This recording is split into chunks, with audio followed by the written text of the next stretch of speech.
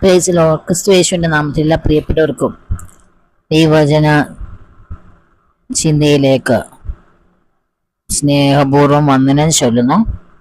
ചിന്തയ്ക്ക് ആധാരമായി നാം എടുത്തിരിക്കുന്ന വേദഭാഗം 2 കൊരിന്ത്യർ ലേഖനം 5-ാം അധ്യായം അതിൻ്റെ 17-ാം വാക്യം ഇങ്ങനെ പറയുകയാണ്: അതുകൊണ്ട് ഒരുവൻ ക്രിസ്തുവിലായാൽ അവൻ പുതിയ സൃഷ്ടിയാകുന്നു, പഴയത് നീങ്ങിപ്പോയി, എല്ലാം പുതുതായി തീർന്നിരിക്കുന്നു. സഹോദരൻ, ഇവിടെ അപ്പോസ്തലനായ പൗലോസ് കൊരിന്ത്യ സഭയോട് പറയുകയാണ്, ഒരുവൻ ക്രിസ്തുവിലായാൽ അവൻ പുതിയ സൃഷ്ടിയാണ്, പഴയത് അവന്റെ ജീവിതത്തിൽ നിന്ന് നീങ്ങിപ്പോകും, ആമേൻ, എല്ലാം പുതുതായി തീരും. സഹോദരൻ, ഈ ദൈവവചനം ശ്രവിക്കുന്ന പ്രിയപ്പെട്ടവരോട്, നിങ്ങൾ ദൈവത്തെ അറിഞ്ഞവരായിരിക്കാം, ഒരു പക്ഷേ ദൈവത്തിന്റെ സന്നിധി നിൽക്കുന്നവരായിരിക്കാം. എന്നാൽ ജീവിതത്തിൽ പഴയ കാലങ്ങൾ, അതായത് ക്രിസ്തുവിനെ അറിയുന്നതിന് മുമ്പ് നിങ്ങളുടെ ജീവിതത്തിൽ വന്ന പാപങ്ങൾ, നിങ്ങളുടെ ജീവിതത്തിൽ വന്ന കുറവുകളെ ഓർത്ത് വേദനപ്പെടുന്ന ആരെങ്കിലും എൻ്റെ ഈ ശബ്ദം കേൾക്കുന്നെങ്കിൽ ദൈവം പറയുകയാണ്, നിങ്ങൾ യേശുവിനായാൽ, പൂർണ്ണമായും ക്രിസ്തുവിൽ നിങ്ങളായാൽ, ക്രിസ്തു നിങ്ങളുടെ അകത്ത് വസിച്ചാൽ നിങ്ങൾ പുതിയ സൃഷ്ടിയാണ്. ഒരുപക്ഷെ യേശു ക്രിസ്തുവിൽ വന്ന ശേഷവും, ഒരുപക്ഷെ ദൈവവചനം കേട്ടിട്ടും ക്രിസ്തുവിൽ ഒതുങ്ങാതെ, ദൈവത്തിൻ്റെ വചനം അനുസരിക്കാതെ പലപ്പോഴും നിങ്ങൾ മാറിപ്പോകുമ്പോഴും, ഹല്ലേലൂയ, കർത്താവ് നിങ്ങളിലുണ്ടോ? എൻ്റെ പ്രാർത്ഥന ദൈവം കേൾക്കുമോ? അപ്പം ഞാൻ പ്രാർത്ഥിച്ച ദൈവം എനിക്ക് പ്രാർത്ഥനയ്ക്ക് മറുപടി നൽകുമോ എന്നൊക്കെ നിങ്ങൾ ചിന്തിക്കുന്നുണ്ടെങ്കിൽ, ദൈവത്തിന്റെ ആത്മാവ് നിങ്ങളോട് സംസാരിക്കുക. നിങ്ങൾ ക്രിസ്തുവിലായാൽ നിങ്ങൾ പുതിയ സൃഷ്ടിയാണ്, പഴയത് നിങ്ങളുടെ ജീവിതത്തിലുള്ളതെല്ലാം എന്ത് ചെയ്യുക? ദൈവം പുതുതാക്കി. ദൈവത്തിന്റെ സ്വഭാവം എന്ന് പറഞ്ഞാൽ ദൈവം പുതുതാക്കുന്ന ദൈവമാണ്. പഴയത് തന്നെ പണിയുന്ന ദൈവമല്ല നമ്മുടെ കർത്താവ്. പുതിയ രീതിയിലേക്ക് പണിയുന്ന കർത്താവാണ് നമ്മുടെ കർത്താവ്. അതുകൊണ്ടാണ് മത്തായിയുടെ സുവിശേഷം പറയുന്നത്, പഴയ തുരുത്തിയിൽ പുതിയ വീഞ്ഞ് പകരത്തില്ല എന്നാണ് ചോദിച്ചു കഴിഞ്ഞാൽ, പഴയ തുരുത്തിയിൽ പഴയതാണ്. അമ്മി, ആ പഴയ തുരുത്തിയിലേക്ക് പുതിയ വീഞ്ഞ് പകർന്നാൽ, പഴയതായിരിക്കുന്നതിലേക്ക് പുതിയത് പകർന്നാൽ പുതിയത് പഴകിപ്പോകും. അതുകൊണ്ട് ദൈവത്തിന്റെ വചനം പറയുന്നത്, ഒരുവൻ ക്രിസ്തുവിലായാൽ അവന് പുതിയതാണ്. പഴയ സ്വഭാവം കൊണ്ട്, പഴയ ജീവിതം കൊണ്ട്, പഴയ വിശ്വാസം കൊണ്ട് നമുക്ക് ദൈവസന്നിധി നിൽക്കുവാൻ കഴിയില്ല.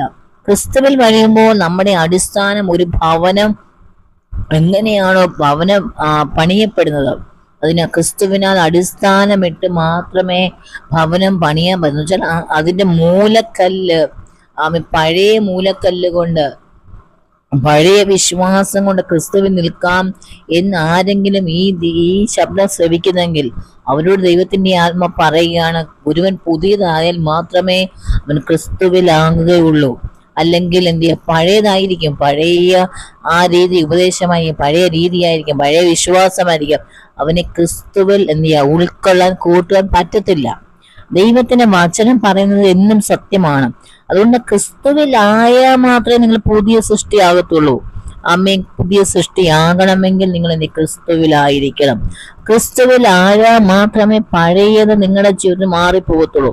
ഒരുപക്ഷെ വിശ്വാസത്തിൽ വന്നിട്ട് അനേക നാളുകൾ പ്രാർത്ഥിച്ചിട്ടും അമ്മ പലതിനും വ്യത്യാസം നിങ്ങളുടെ ജീവിതത്തിൽ ഇല്ലെങ്കിൽ, നിങ്ങൾ പലപ്പോഴും പഴയ സ്വഭാവം, പഴയ രീതി, പഴയ സ്വഭാവത്തിൽ നിങ്ങൾ അടിമകളായിരിക്കുമ്പോഴാണ് ഹല്ലേലൂയ ഇവിടെ പറയുന്നത്, അതൊക്കെ നിങ്ങൾ എന്ത് ചെയ്യുക? പുതുതാകണം. നിങ്ങൾ പുതുതാകണം. നിങ്ങളുടെ സംസാരം പുതിയതാകണം. നിങ്ങളുടെ സ്വഭാവം, രീതികൾ എന്ത് ചെയ്യുക? നിങ്ങളുടെ സ്വഭാവം എല്ലാം എന്ത് ചെയ്യുക? പുതുതാകിയാൽ മാത്രമേ ഒരുവൻ എന്ത് ചെയ്യുക?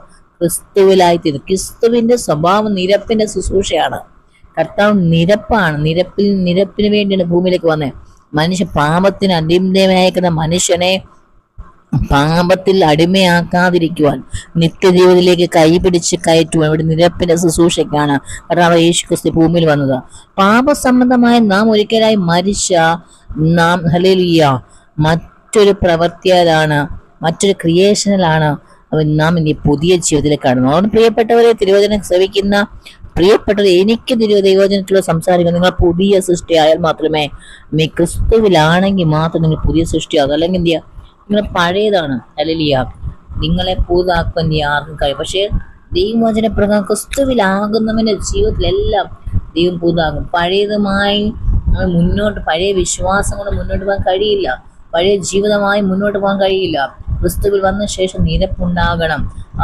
ക്രിസ്തുവിൽ വന്ന ശേഷം വിശുദ്ധി ഉണ്ടാകണം. എന്നാൽ മാത്രം എന്ത് ചെയ്യാം, പുതിയ ജീവിതം, പുതിയ സ്വഭാവം, നിങ്ങൾക്ക് ലഭിക്കത്തുള്ളത്. കൊണ്ട് തിരുവചനം കേൾക്കുന്ന പ്രിയപ്പെട്ടവരോട് എനിക്ക് പറയുവാനുണ്ട്, എന്തെങ്കിലും പഴയതായി നിങ്ങളുടെ ജീവിതത്തിൽ പിന്തുടരുന്നുണ്ടെങ്കിൽ ക്രിസ്തുവിലായവന്റെ ജീവിതം പുതിയ സൃഷ്ടിയായി മാറി. ദൈവം ചിലത് സൃഷ്ടിക്കും നിങ്ങളുടെ ജീവിതത്തിൽ. അല്ലെങ്കിൽ നമ്മുടെ കഥ സൃഷ്ടിപ്പിന്റെ ദൈവമാണ്. ദൈവത്തിന് സൃഷ്ടിക്കുവാനുള്ള അസാധ്യമല്ല. അതുകൊണ്ട് നിങ്ങളുടെ ജീവിതത്തിൽ പുതിയതിനെ ദൈവം സൃഷ്ടിക്കും. ഇല്ലാത്തതിനെ ഉള്ളതുപോലെ വിളിച്ചു വരുത്താൻ കഴിയുന്ന ആ ദൈവം നിങ്ങൾ പുതിയ സൃഷ്ടിയായെങ്കിൽ ഈ ദിവസം നിങ്ങളുടെ ജീവിതത്തിൽ ചിലതിനെ ദൈവം പുതുതായി ചിലതിനെ ദൈവം ഇല്ലാത്തതിനെ കർത്താവ് നിങ്ങളുടെ ജീവിതം നിർമ്മിച്ച് നൽകാൻ സൃഷ്ടിക്കും. അതിന് ഈ വചനങ്ങൾ ദൈവം നമ്മെ സഹായിക്കട്ടെ. ആമേൻ.